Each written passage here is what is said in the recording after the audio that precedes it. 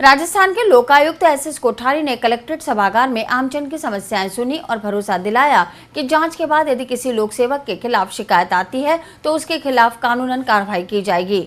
Lokayukta SS Kothari को शिकायत देने के लिए सुबह 10 बजे से ही परिवादियों की भीड़ कलेक्ट्रेट में जमा हो गई। उनके आते ही आमजन ने उन्हें लिखित में शिकायतें दी। लगभग 1 घंटे की सुनवाई के बाद लोकायुक्त मीडिया से रूबरू हुए। उन्होंने कहा कि आज देश के सभी क्षेत्रों में भ्रष्टाचार इस कदर बढ़ गया है कि आम आदमी इससे त्रस्त है, इसलिए वो खुद अजमेर आए हैं ताकि यहाँ के लोगों की समस्याएं सुने और उन्हें राहत पहुँचा सके।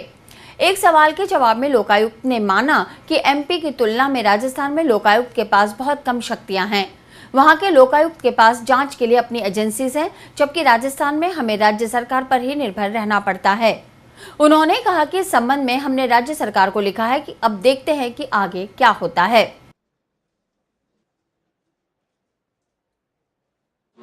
भ्रष्टाचार सबसे अधिक चर्चा का विषय है। आज हम रोज नए नए घोटाले उद्घाटित हो रहे हैं। ये प्रिंट मीडिया से भी मालूम पड़ रहा है, इलेक्ट्रॉनिक मीडिया से भी मालूम पड़ रहा है, और जो जगह जगह डिबेट्स हो रही हैं उससे मालूम पड़ रहा है।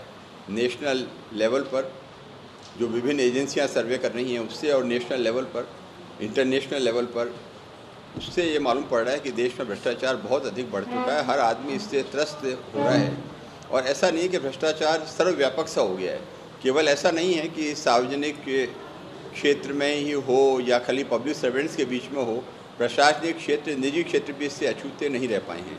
और स्थिति ये है कि ये न केवल हमारे आर्थिक विकास को, सामाजिक प्रगति को अवरुद्ध कर रहा है, बल्कि हमारे देश की एकता को भी इससे खतरा उत्पन्न हो गया है। इसलिए बहुत ज़रूरी हो गया है कि हम भ्रष्टाचार का उन्मूलन करने के लिए प्रभावी कदम कोई न कोई उठाएं। लोकायुक्त संस्था का उद्देश्य भी यही है कि जो पदीय दुरुपयोग के मामले हैं, अकर्मण्यता के मामले हैं, भ्रष्टाचार के मामले हैं, उनमें प्रभावी जांच कार्रवाई शीघ्र से शीघ्र संपादित हो। और इसी उद्देश्य से हमने आज यहाँ अजमेर में इस कैंप का आयोजन किया है कि हम स्वयंसेवी संगठनों के प्रतिनिधियों से मिलें, लोगों से मिलकर उनकी समस्याओं की जानकारी लें।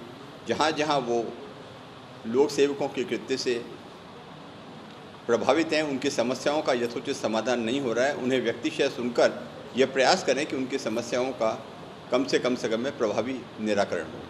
आज आप हम सब जानते हैं कि हमारे देश में ईमानदार, परिश्रमी लोगों की कमी नहीं है, किंतु दुर्भाग्य, विडंबना ये है कि जिन लोगों पर सबसे बड़ा दायित्व इस देश को चलाने का है, उनमें से कई लोग अपने दायित्व को पूरा करने में विफल हो रहे हैं, और जो नैतिक ताना बाना हमारे देश का है वो टूटने सा लगा है।